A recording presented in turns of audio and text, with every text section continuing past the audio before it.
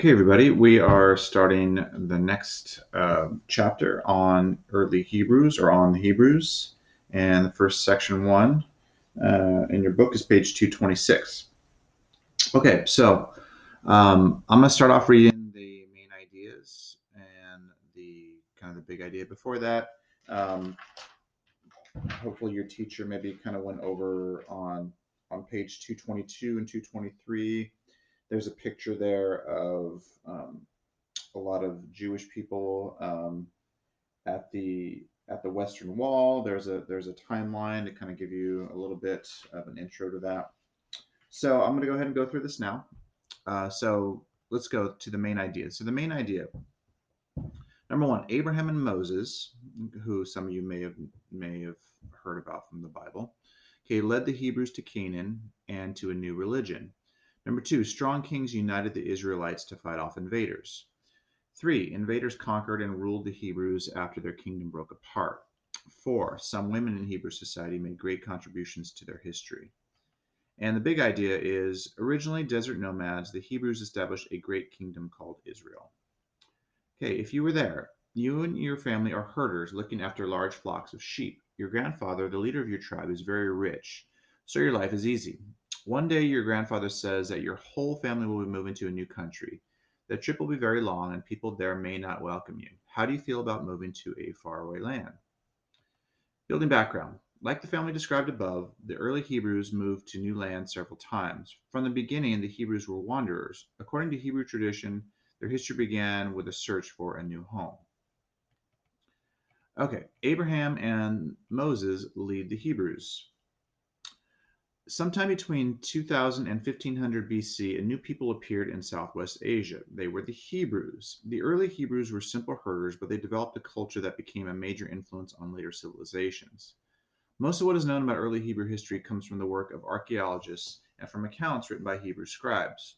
These accounts describe the Hebrews' early history and the laws of their religion. In time, these accounts became the Hebrew Bible. The Hebrew Bible is also part of the Christian Bible, which includes the New Testament as well. The beginnings in Canaan and Egypt. The Hebrew Bible traces the Hebrews back to a man named Abraham. One day, the Hebrew Bible says God told Abraham to leave his home in Mesopotamia. He's able to take his family on a long journey to the west. God promised to lead Abraham to a new land and make his descendants into a mighty nation. So here are some possible routes that Abraham and Moses might have taken. The green represents the routes of Abraham, and the red represents the possible routes of Moses. So here it says the Hebrew Bible says that Abraham left Mesopotamia and settled in Canaan. Okay, so here's Mesopotamia, came all the way up here, and possibly settled here in Canaan. And then Moses, over here, it says he led the Hebrews out of slavery in Egypt, okay, and into Canaan in a journey called the Exodus, which some of you may be familiar with. Okay, Abraham left Mesopotamia and settled in Canaan on the Mediterranean Sea. His descendants, the Hebrews, lived in Canaan for many years. Later, however, some Hebrews moved to Egypt, perhaps because of famine in Canaan. The Hebrews lived well in Egypt and their population grew. This growth worried Egypt's ruler, the Pharaoh. He feared that the Hebrews might soon take over Egypt. To stop this from happening, the Pharaoh made the Hebrews slaves. The Exodus. According to the Hebrew Bible, a leader named Moses appeared among the Hebrews in Egypt. In the 1200s BC, God told Moses to lead the Hebrews out of Egypt. Moses went to the Pharaoh and demanded that the Hebrews be freed.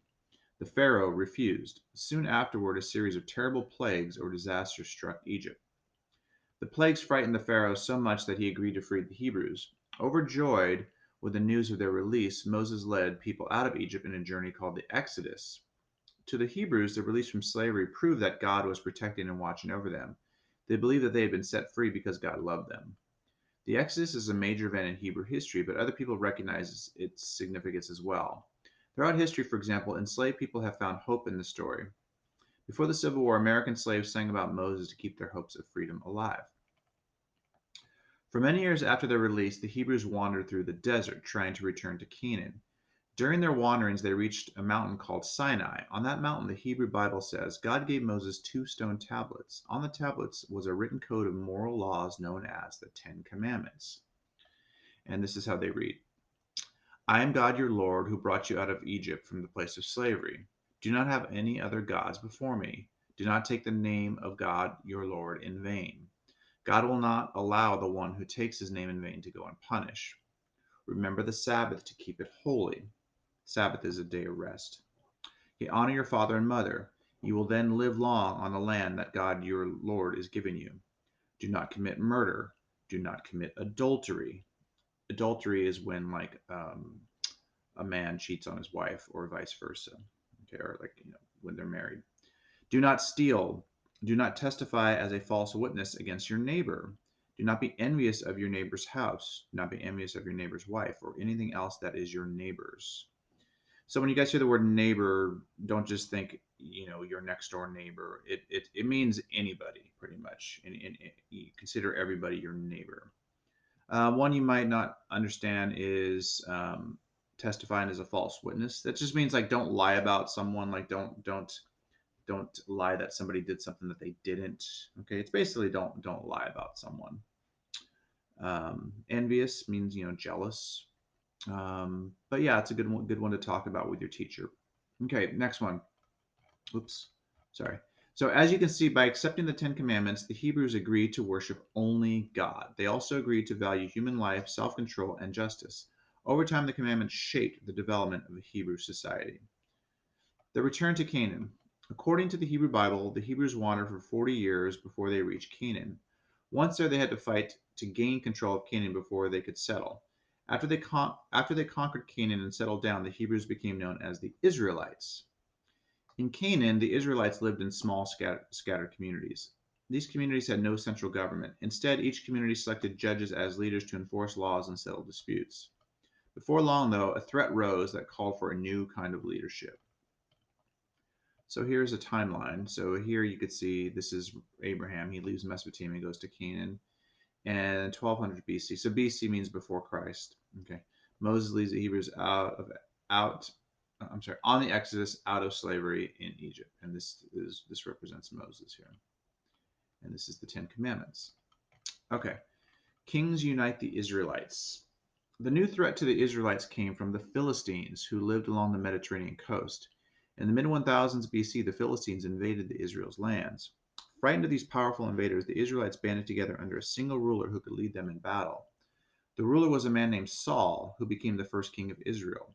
Saul had some success as a military commander, but wasn't a strong king. He never won the total support of tribal and religious leaders. They often fought against his decisions. King David. After Saul died, a man once declared an outlaw became king. That king's name was David. As a young man, David had been a shepherd. The Hebrew Bible tells how David slew the Philistine giant Goliath, which brought him to the attention of the king. David was admired for his military skills and as a poet. Many of the Psalms are attributed to him. He established the capital of Israel in Jerusalem. For many years, David lived in the desert, gathering support from local people. When Saul died, David used this support to become king.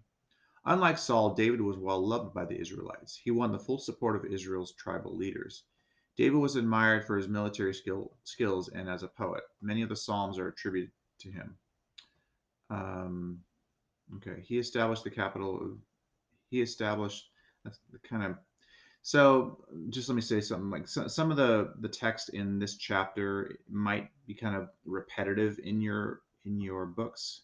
So I know that's sort of the problems with some of the text, and some of them may say slightly different things than what I'm reading. It's not in the entire book, but in this chapter you might see that. Okay, sorry about that. Moving on. King Solomon. David's son Solomon took the throne in about 965 BC. Like his father, Solomon was a strong king. He expanded the kingdom and made nearby kingdoms, including Egypt and Phoenicia, his allies. Trade with these allies made Israel very rich. With these riches, Solomon built a great temple to God in Jerusalem. This temple became the center of the Israelites' religious life and a symbol of their faith. So here's another timeline. So you see in the mid 1000s BC, Saul becomes the first king. Okay. And then 1000 BC, David becomes king of Israel. Circa 965, remember, circa means around, the little c means around. David's son Solomon becomes king of Israel. Solomon built a great temple in Jerusalem. Circa 930, Solomon dies. His kingdom is split into the kingdoms of Judah and Israel. And this is Solomon right here. Okay, invaders conquer and rule. After Solomon's death in about 930 BC, revolts broke out over who should be king.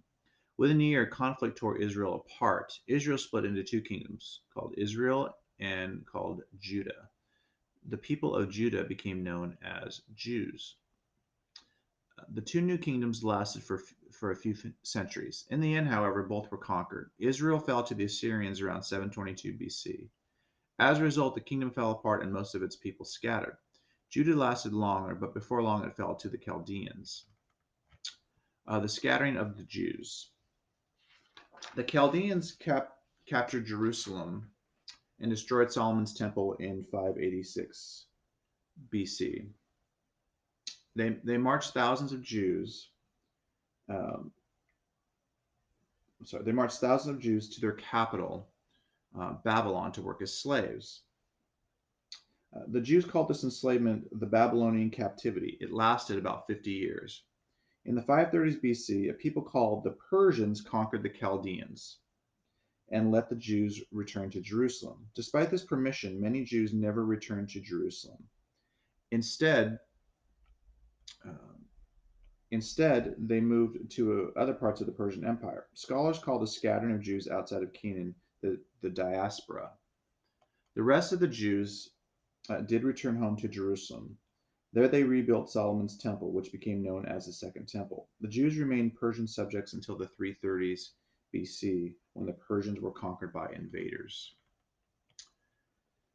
Okay, independence and conquest. Tired of foreign rule, a Jewish family called the Maccabees led a successful revolt in the 160s BC. For about 100 years, the Jews again ruled their own kingdom. Their independence, however, didn't last. In 63 BC, the Jews were conquered again, this time by the Romans. It says, although Jewish leaders added to the Second Temple under the Roman rule, life was difficult. Heavy taxes burdened the people. The Romans were brutal masters who had no respect for the Jewish religion and way of life. Some rulers tried to force the Jews to worship the Roman emperor. The Roman rulers even appointed the high priests, the leaders of the temple. This was more than the Jews could bear. They called on the people to rebel against the Romans. Okay, the last section called Women in Hebrew Society. Hebrew government and society were dominated by men, as were most ancient societies. Women had few rights. They had to obey their fathers and their husbands. A woman couldn't even choose her own husband. Instead, her husband was chosen by her father. A woman couldn't inherit property either unless she had no brothers. If she did have a brother, all property went to him. Some Hebrew women, however, made great contributions to their society. The Hebrew Bible describes them. Some were political and military leaders, such as Queen Esther and the judge Deborah.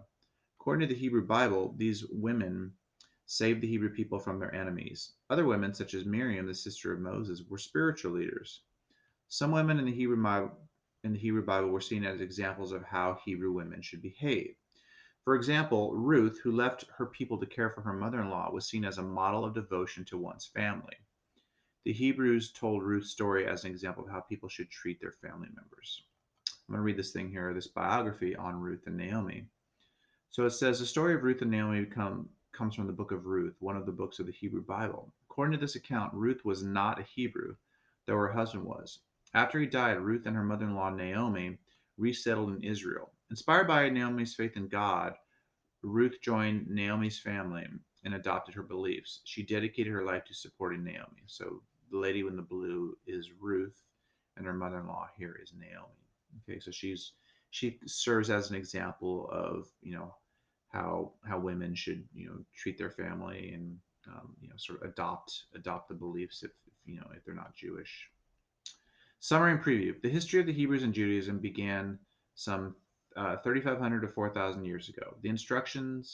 That uh, the instructions that Jews believed God gave to the early Hebrews shaped their religion, Judaism. In the next section, you will learn about the main teachings of Judaism. Okay, so that is section one, and next, later on this week, we'll probably move on to section two. Thank you very much.